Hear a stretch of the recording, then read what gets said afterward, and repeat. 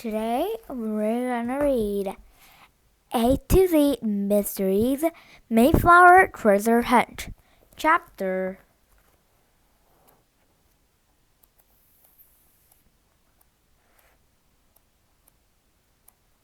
4. Let's read Chapter 4. Chapter 4. Dink found Josh and Ruth Rose standing at the railing. Below them, the sea rolled beneath the boat. Seaweed clumps drifted by, and one passenger pointed at some jumping fish. The sun glistened off their silvery scales. Josh wouldn't share his M&Ms with the seagulls, Ruth Rose teased. Dink laughed and took a deep breath of the cold air. It smelled of salt and something sweet. Soon land came into view, and the ferry began to slow. Wouldn't it be awesome if we find those stolen jewels? Josh asked. What's really awesome is the Mayflower sailed right here where we almost 400 years ago, Ruth Rose said. Think how happy those people must have been to see land. Straight ahead, the kids could see trees and buildings come into view. Then red and green buoys appeared.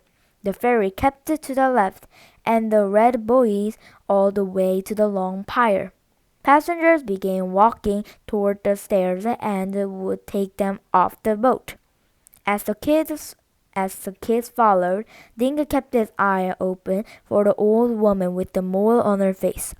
He didn't spot her, but he wasn't surprised. There was dozens of other people in the line leaving the boat. Once they were on solid ground again, Dink, Josh, and Ruth Rose walked it along the pier. They started following a small sign that pointed toward the center of Provincetown. Wait a minute, guys, Ruth Rose said. She was pulling her guidebook from the porch in her sweatshirt. She read for a minute. Okay, this says there's a place called the First Encounter Beach. It's where the Pilgrims first landed and where they saw Indians. So where is this beach? Josh asked. Ruth Rose turned to her guidebook so Dink and Josh could see the map. I think we take a right up the pier, she said. See, that doesn't look so far. Ruth Rose was right. 5 minutes of fast walking brought them to a wind-swept beach. A plaque on a boulder said, First Encounter Beach. The Mayflower wouldn't have been able to land here, Dink said, remembering what he'd read in school. They anchored pretty far out and used smaller boats to get to land.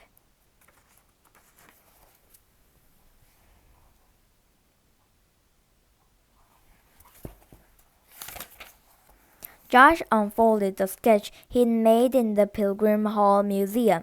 The shoreline in that drawing looked nothing like one stretching in front of them. So where do we start? He asked. Ruth Rose looked at Josh's drawing. Trees and shorelines could change a lot in 400 years, she said. But that tall rock might be here somewhere. I don't see any rocks, Dink said, let alone that one looks like an eagle. The three kids turned in a circle, trying to spot a tall, pointy rock. They saw a few trees that looked really old and some beach cottages. One man was scraping the bottom of a rowboat in his yard. Let's ask him, Ruth Rose suggested. The kids walked over and told the man what they were looking for. He glanced at Josh's sketch. Nope, nothing like that around here, he said. I've been here 30 years and never seen a rock like that. Dink had an idea. Do you know where the Pilgrims came ashore? He asked. Was it really here on this beach? The man pointed 100 yards to the left. The Provincetown Historical Society says they landed over there, where that small grove of pine trees grows right up to the water's edge, he said. He thanked the man and hiked toward the pine trees. The spot was silent except for the whisper of a breeze blowing through pine needles. A few seagulls floated overhead. Dinka felt strange, realizing he might be standing where pilgrims had once walked. Okay, if you're the Mudget guy and you landed here, what would you do next? Josh asked. He wouldn't be alone, Ruth said, reading from her guidebook. There'd be other crew members in the boat and some passengers. It says, kids came ashore to get exercise and women came to wash clothes. Mudget would want to find a private place to hide the jewels, Dink added. Somehow, he must have found the rock we saw in the picture. But there is no rock, Josh said, looking disappointed. Maybe it's underwater now, Ruth said. Maybe the beach was down here got covered up. Oh great, Josh said. We have to find a rock under the ocean? I've never read anything that says the beach where they landed is underwater now, Dink said. I haven't either, Ruth said. If Mudget didn't really have the jewels from him, he'd want to go as far as from other people as he could. So maybe he found the rock further away from the shore. But the drawing shows the rock near the beach, Josh said, pointing to his own sketch. There are some more cottages on the other side of that little bridge. Ruth said maybe someone knows about the rock. The kids trekked over the bridge and walked to the first house they came to. A woman opened the door. Yes, she said. Josh showed her his sketch. We're trying to find this rock, he said. The woman took a close look at the sketch. Then she shook her head. I don't remember ever seeing anything like this, she said. Sorry, kids. The door swung shut, and the kids started to walk away. Hey, I just thought of something, the woman said, opening the door. She pointed toward a long bare tree. There's a little park there. It's called the Rocks Park. There are a few big boulders, but nothing tall and pointy like the ones you showed me. Anyway, good luck! The kids hurried toward the tall tree. Beneath it, a set of swings. There was a sandy place near a row of flat rocks partly buried in the sand. Dink saw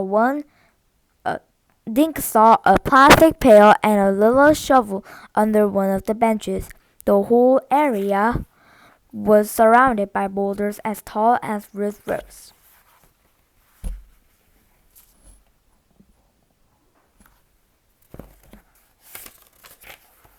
Well, unless the rock shrank over the ears, it isn't here, Josh said.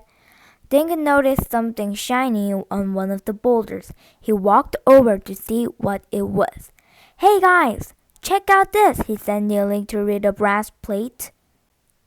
Welcome to Rock Park. It is believed that some of the Mayflower passengers passed through here as they explored this area of Provincetown in November 1620. There were more boulders than the row of 5 flat rocks behind you. Was once a single monolith that stood 20 feet long. Years ago, the rock toppled and broke into sections during a hurricane. Dink, John, and Ruth whipped around to see the flat rocks that had once been a tall rock. A few people were walking near the park. Dink wondered if they had come on the ferry. Dink noticed someone sitting on one of the benches. She was hunched over with a long shawl covering her head and most of her face. It was the same old woman that he had seen on the ferry.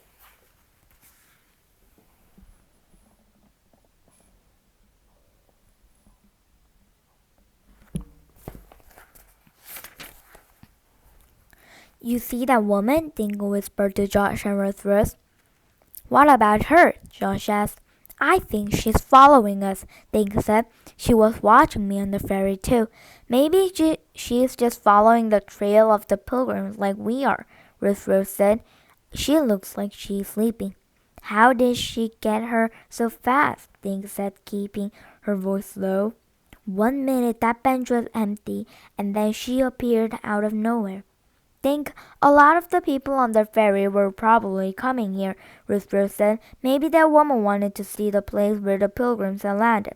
Yeah, I guess you're right, Dink said. You know, if this was a tall rock before it fell over, one of these 5 pieces must have been the pointy top, Josh said, like in my drawing. The kids looked at the 5 flat rocks. They were all in a row. A few inches of rock. Each rock was exposed above the sand. If the rock fell over straight, the top part should be one of the 2 and 1s.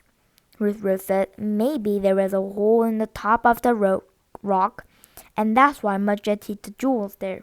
You're right, Ruth Rose, Josh said. So let's dig around the 2 end pieces first. He dropped to his knees and started scraping sand away from the flat rocks. Dink and Ruth Rose joined him. Dink grabbed a plastic pail and shovel. The old woman was still on the bench.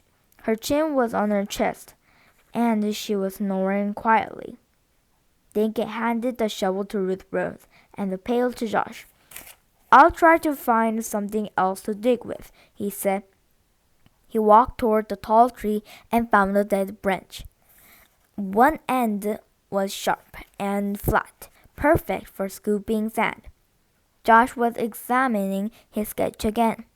Which of these 2 end rocks seems to have a pointy end? He asked. That should be the top, the eagle's mouth. I can't tell yet, Ruth Rose said. She was 20 feet away from Josh, tossing sand out of a hole she'd dug at the very end of the rock. The kids dug as the afternoon grew colder and the sun disappeared behind some clouds. Dink checked his watch. We have to be on the 4 o'clock ferry no matter what, he said. It's 3:15 now. They dug faster and faster. Piles of sand grew around their knees. They uncovered all sorts of things that had gotten left behind over the years. Empty bottles, a button, part of a comic book. Guys, my rock is getting narrow. I think it has a pointy end, Ruth said. The boys scrambled over to where she was digging. Ruth had exposed about 2 feet more of the rock. They all helped her dig until the entire end was visible. It did taper to a kind of point, but they couldn't find a hole where anyone might have hidden something. It was impossible to tell if this part of the rock was the same as the eagle's mouth in Josh's sketch, or if this had been at the very top of the rock when it was still standing. Dink felt disappointed. He'd begun to get excited about solving this 400-year-old mystery. Maybe someone else had found the stolen jewels a year ago. Heck, some squirrel could have carried them off. Let's dig this whole area up, he said. There might be another section of rock that's buried. Their 2-foot hole became 3 feet deep and 3 feet wide. Dink's finger was sore, and one of his knuckles were bleeding. Yuck! Josh yelled suddenly, falling back on his knees. I found a dead animal! Dink looked at what had made Josh's face turn white. It was about the size of a hamster and covered with rotted brown skin. Dink used his stick to lift the thing out of the hole. The brown skin fell apart. Oh my gosh! Ruth yelled. It wasn't the animal skin at all. It was a decayed leather bag. As it fell away, something still hung from Dink's stick. It was a necklace. And that is the end of chapter 4. Oh, here's the picture.